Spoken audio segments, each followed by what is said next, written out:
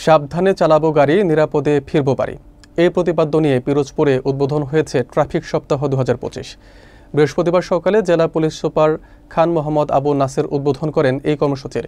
পরে জেলা পরিষদ চত্বর থেকে একটি বর্ণাঢ্য র্যালি বের হয়ে সিও অফিসে গিয়ে শেষ হয়। র্যালি শেষে মোটরসাইকেল চালকদের মাঝে হেলমেট বিতরণ এবং সচেতনতামূলক আলোচনা সভা অনুষ্ঠিত হয়। বিস্তারিত থাকছে এস.এম. আবু জাফরের প্রতিবেদনে। সাবধানে চালাবো গাড়ি, নিরাপদে ফিরবো বাড়ি এই স্লোগানকে সামনে রেখে পিরোজপুরে শুরু হয়েছে ট্রাফিক সপ্তাহ 2025। বৃহস্পতিবার সকালে সিও অফিস চত্বরে আনুষ্ঠানিকভাবে এর উদ্বোধন করেন পুলিশ সুপার খান মোহাম্মদ আবু নাসের। উদ্বোধনের পর জেলা পরিষদ চত্বর থেকে একটি বর্ণাঢ্য র্যালি বের হয়ে সিও অফিস প্রাঙ্গণে গিয়ে শেষ হয়। র্যালি শেষে পুলিশ সুপার মোটরসাইকেল চালকদের মাঝে হেলমেট বিতরণ করেন এবং যেসব চালক নিয়ম মেনে হেলমেট পরিধান করেছেন তাদের ফুল দিয়ে শুভেচ্ছা জানান।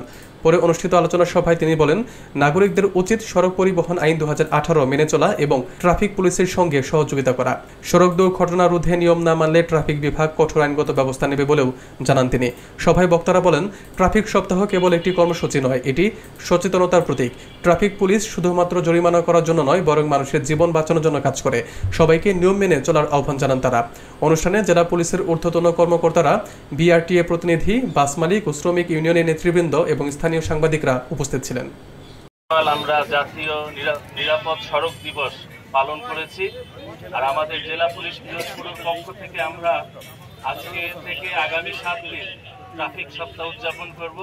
পিরোজপুর জেলা পুলিশ কর্তৃক এটা আয়োজন করা হয়েছে, ট্রাফিক বিভাগ কর্তৃক।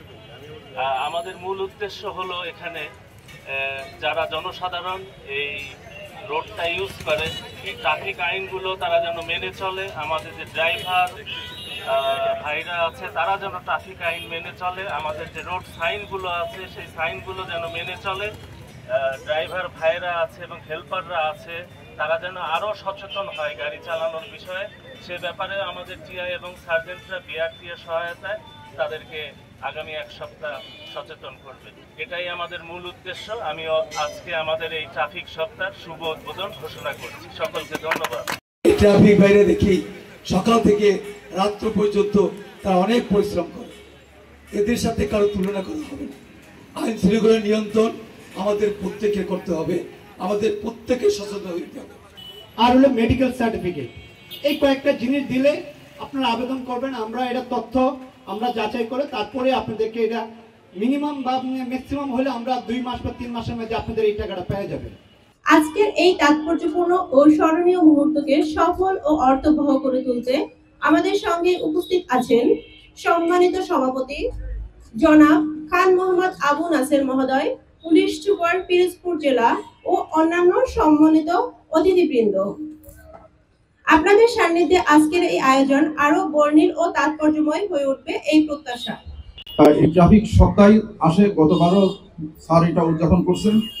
এই দিনটাকে সামনে রেখে স্যার আমাদের আইনগত কি দায়িত্ব এটা স্যার আমাদের স্মরণ করাই দেয়।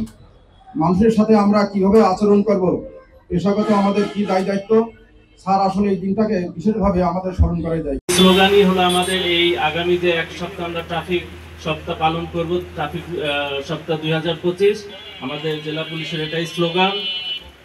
আপনারা জানেন গতকাল আমরা জাতীয় নিরাপদ সড়ক দিবস পালন করেছি সারা বাংলাদেশে। পিরোজপুরেও আমাদের এখানে জাতীয় নিরাপদ সড়ক দিবস পালন করা হয়েছে।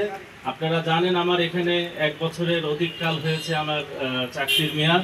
এখানে আমি আসার পর দেখেছি আমাদের যে একটা হাইওয়ে আছে ঢাকার সাথে কানেক্ট, যে হাইওয়েটা আমাদের হাইওয়ে এখানে এই ঢাকা টু নাজিরপুর, এখানে কিন্তু অনেকগুলো অ্যাক্সিডেন্ট ঘটেছিল এবং তাজা প্রাণ চলে গিয়েছিল এখানে। আমরা কিন্তু এই জিনিসটা চাই না। আমাদের এখন কিন্তু সময়ের দাবি হলো একটা নিরাপদ সড়ক ব্যবস্থা করা।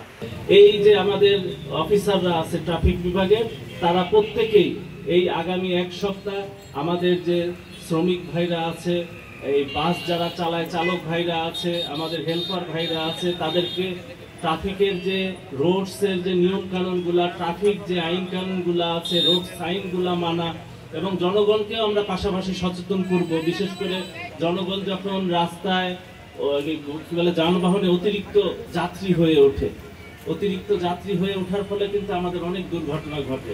আমাদের যে যারা সংশ্লিষ্ট আছে এইটাও মাথায় চিন্তা করবে, একটা পরিকল্পিত জনপথ যদি আমরা পাই তাহলে কিন্তু আমাদের ট্রাফিক সেবাটা দিতেও আমাদের মানে আমাদের সুবিধা হবে।